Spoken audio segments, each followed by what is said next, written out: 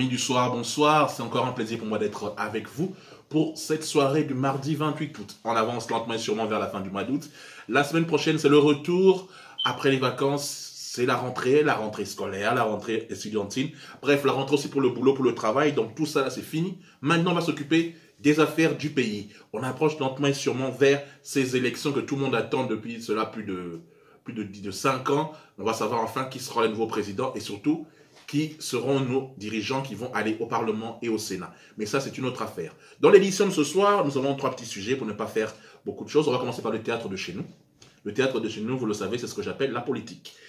Selon Jeune Afrique, que nous avons lu hier, selon Jeune Afrique, par rapport à nos informations, une information judiciaire visant M. Moïse Katumbi, qui réside en Belgique, vient d'être ouverte.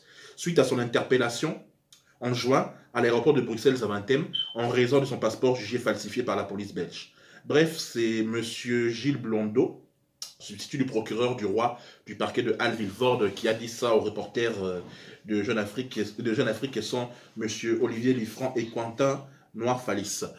Bah oui, bah voilà, une information judiciaire a été faite contre M. Moïse Katumbi. C'est tout à fait ce que nous lisons. Et il y a aussi une question que les politiciens, enfin les gens du gouvernement se posaient comme question. Si le passeport de M. Moïse Katumbi a été confisqué par la justice belge, comment est-il arrivé jusqu'en Zambie et de la Zambie pour essayer de venir à Kinshasa? C'est beaucoup de questions que nous essaierons de répondre avec plus de précision si nous arrivons à avoir quelqu'un du parti de M. Katumbi pour pouvoir nous répondre. Aujourd'hui, pas beaucoup de sujets en politique. Voilà quelque chose, c'est un carton jaune. Dans cette émission-ci, ceux qui sont l'habitude de suivre chez Francis Show, nous distribuons des fois des cartons jaunes par rapport à des personnes ou des propos qui ne nous ont pas plu. C'est comme ça qu'on fait dans notre édito et c'est comme ça que je fais dans mon monologue du départ. Encore une fois, je m'adresse aux gens de l'UDPS, en particulier à ceux qui soutiennent M. Jean-Marc Kabound, secrétaire général du parti. M. Kabound, une élection présidentielle se gagne avec l'aide de tous. Je suis en train de suivre, comme tout le monde, tous ceux qui regardent Internet et tous ceux qui voient ce qui s'y passe, que vous avez fait une déclaration devant certains partisans de l'UDPS où, quelque part, vous vous moquiez, parce qu'il faut dire les choses comme elles sont, de la non-participation ou de l'élimination de M. Bemba aux élections. Sous couvert de certains mots que vous dites, nous comprenons cela. Que je sache, le MLC partenaire de l'UDPS pour aller vers ces élections. À gauche, vous avez besoin d'une union de tous les partis forts, que ce soit de M. Kamere, M. Fayoulou et tous les autres, d'une union très forte par rapport à affronter M. Shadari à droite. Si M. Félix Tshisekedi est élu leader de l'opposition, candidat unique, tout le monde sera derrière lui. Mais quand vous faites ce genre de déclaration, comme ce que vous faites là, c'est pour emmener quoi? Quelque part, je ne vois pas ce que gagne l'UDPS en vous laissant dire ces propos-là par rapport à l'union que vous voulez avoir. Je ne refuse pas que d'autres puissent, parce que c'est quand même, si vous êtes de l'opposition du même bord, c'est quand même une sorte de rivalité, de course, mais ce genre de choses n'appelle pas vraiment au rassemblement. Déjà, la dernière fois, la semaine dernière, j'avais parlé par rapport au fait que vous disiez que, quel que soit le vainqueur, l'UDPS ne soutiendra que M. Tshisekedi. C'est tout à fait normal. C'est le leader et le président de votre parti. Mais le jeu est que tout le monde puisse s'unir derrière une candidature unique afin d'affronter M. Shadari pour la présidence de la République. C'est juste un conseil gratuit. Ce n'est pas dans la désunion qu'on gagne.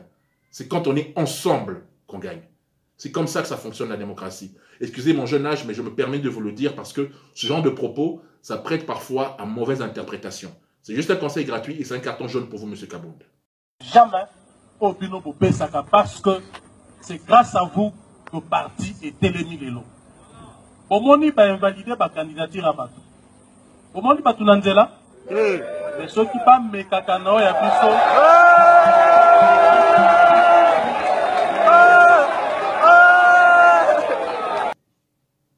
Bien, comme vous l'avez constaté de par vous-même, M. Kabound s'est exprimé à sa manière. On n'empêche personne de s'exprimer, mais c'est le jeu de la démocratie. Je peux comprendre que d'autres peuvent être contents que d'autres ne soient pas là, parce que ça veut dire que ça ouvre presque le terrain, mais on vous l'avait dit, et on le répète encore maintenant, il faut un candidat unique, mais ce n'est pas avec des phrases comme ça que ça va aider.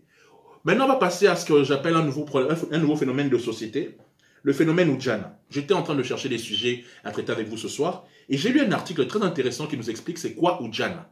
Pour ceux qui ne le savent pas, c'est ce que tout le monde en parle aujourd'hui sur Internet. Cherchez le hashtag Oudjana, donc U-J-A-N-A. C'est le nouveau phénomène à Kinshasa. Je vais vous lire ce texte que j'ai lu sur Internet qui parle de ce phénomène-là. Le phénomène Oudjana prend de plus en plus d'ampleur dans la ville de Kinshasa. En fait, la mode veut que les jeunes filles laissent libre leur rondeur. Les jeunes filles entre 15 et 23 ans. Donc, quand on dit laisse libre leur rondeur, c'est-à-dire pas de soutien-gorge, pas de sous-vêtements. Ce qui plairait aux jeunes hommes, mais mettrait à mal les grandes filles ou les femmes qui ont pleine élasticité des rondeurs. L'idéal serait donc d'attirer l'attention, et ça marche, ça commence à marcher. Seules les filles dont les rondeurs supérieures défilent encore la pesanteur, et ce risque au Djana. Kinshasa a ses propres lois. En fait, aujourd'hui, il y a un phénomène qui se passe, c'est que les mœurs sont en train vraiment de changer, et les jeunes filles en profitent parce qu'il paraît que ça attire les papas ou les hommes qui travaillent et tout. Sans sous-vêtements, c'est-à-dire sans soutien-gorge, sans le bas. Je ne sais même pas comment est-ce qu'ils font pour savoir, bref, ça c'est un autre détail. Mais ce qui se passe à Kinshasa, c'est qu'aujourd'hui, je pense que la crise est tellement profonde qu'il faut vraiment, mis à part un nouveau président, mais je pense qu'il faudra vraiment une nouvelle génération pour inculquer certaines valeurs à nos jeunes. Parce que beaucoup de choses en 17, 20 ans, les 20 dernières années, sont en train les mœurs sont en train de se dépraver à un niveau que c'est phénoménal. Si aujourd'hui, ce genre de phénomène, on commence à en parler, c'est parce que ça touche toutes les couches de la population. À cause de la misère, à cause de la médiocrité, à cause de tous les problèmes que traverse la société, il est vraiment temps à une forme de renouvellement des valeurs. Parce que sans ça, en tout cas, j'ai vraiment peur pour notre pays. On va passer maintenant au showbiz.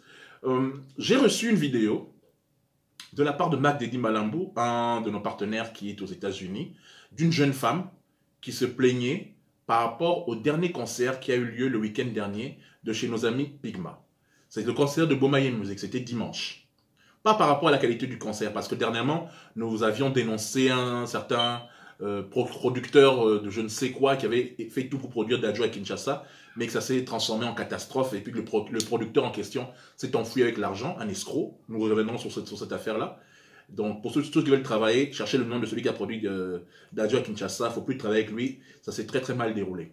Bref, les concerts à Kinshasa, des grands événements à Kinshasa sont souvent confiés à des grosses maisons de production dont Pygma fait partie.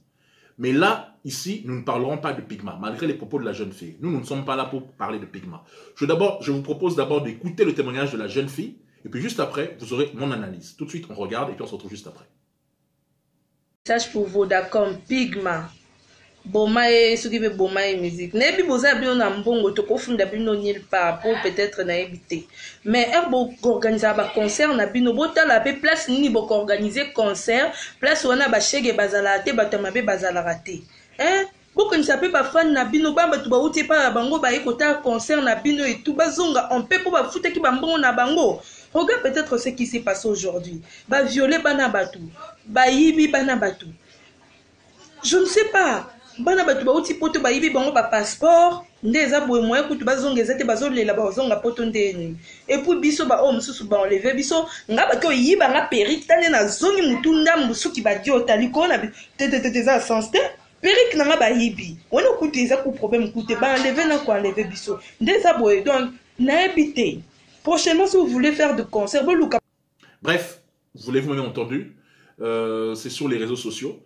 Ça fait suite à beaucoup de plaintes que nous avons reçues, même du dernier concert de Dadju à Kinshasa. Je me pose la question, est-ce qu'à Kinshasa, il n'existe pas d'autres lieux où les grands artistes, ceux qui viennent de l'extérieur, peuvent se produire? Parce que la sécurité a toujours été un gros problème dans les événements. Même à l'époque, je me rappelle, sur le parking du Grand Hôtel, même si ça a changé l'hôtel, j'oublie le nom encore, comment ça change, mais à l'époque où Shaggy était venu jouer, à l'époque où toutes les grosses stars viennent, il y a souvent ce problème-là de Shaggy, de sécurité et de Kuluna. Je pense que quand on produit un grand concert, on essaye d'assurer la sécurité au maximum de toutes les personnes qui viennent voir ces artistes-là. Je m'étais plaint du concert de Dadju parce que le fait qu'il n'y ait qu'une seule entrée, tout le monde passait par là et il y avait tout dedans, les voleurs, les Kuluna, les Shaggy, tout ce qui va avec. La sécurité, pardon, des enfants. Parce que le public de Dadju, c'est un public jeune. Tout comme le public de Bomaye Music, ce sont des jeunes. C'est-à-dire, quand je dis des jeunes, c'est entre 7 ans et une trentaine d'années. Tous les jeunes qui sont venus là. C'est juste une plainte. Nous avons demandé le droit de réponse des responsables de Pygma. Si tout va bien, nous l'aurons demain. Mais sinon, je pense qu'il faut vraiment faire quand on est producteur et qu'on veut faire ça, il faut voir les gens de la ville de Kinshasa et organiser un vrai cordon de sécurité avec des policiers ou des gens de services de sécurité qui sont capables d'affronter ces jeunes. Parce que tant que ces jeunes-là tourneront autour, on ne peut pas les empêcher de venir dans les concerts, mais tant que ces jeunes-là tourneront autour de ce genre d'événement, il y aura toujours des plaintes comme cette jeune fille ici. Il y aura toujours des gens qui diront que c'est ça, ça, ça. Même si le concert très bien fait, jeu de lumière, organisation, parfait. Mais les à côté font que ça peut gâter le concert en question. C'est juste un conseil. Ce serait mieux vraiment de changer les normes de sécurité quand on fait ce genre d'événement. Et il y en aura beaucoup. Il y a beaucoup de stars qui vont venir à Kinshasa encore. Donc il faut améliorer ça. Tout ça, c'est pour le bien de vos clients, de vos téléspectateurs ou des autres spectateurs, pardon, qui viennent à ces concerts-là. On va se quitter. C'est la fin de l'émission de ce soir. On se retrouve demain aux alentours de 22 h avec le nouveau générique de Félix Wazekwa, Bomba Mwasi Nayo. C'est sorti. Félix, qu'on connaît, qui est le roi du Sebenetou, est revenu sur le terrain pour pouvoir affronter les jeunes qui sont en train de cartonner actuellement. Après le livre qu'il a écrit, qui était de très bonne facture, il revient dans la musique. On regarde un petit extrait maintenant et on se retrouve demain. Je voudrais vous rappeler, et petite précision, nous sommes en train de faire une enquête pour tous ceux qui ont un témoignage. Là, je parle à mes téléspectateurs de France. Tous ceux qui ont un témoignage sur la loi Chiapa, qui veulent dire quelque chose contre cette loi, inbox, écrivez-nous. Vous allez nous envoyer une petite vidéo de 30 secondes où vous expliquez votre point de vue sur cette loi. Sur cette loi. Nous allons en parler dans un grand dossier qui aura lieu ce vendredi, en première partie d'émission. On essaiera de faire tout ce qui est moins de politique, sauf s'il y a un grand événement. Ce sera showbiz et sur cette loi-là, car c'est très important pour l'avenir de nos enfants. On se quitte avec Félix Wazekwa. Merci, après Dieu, c'est moi qui vous aime le plus.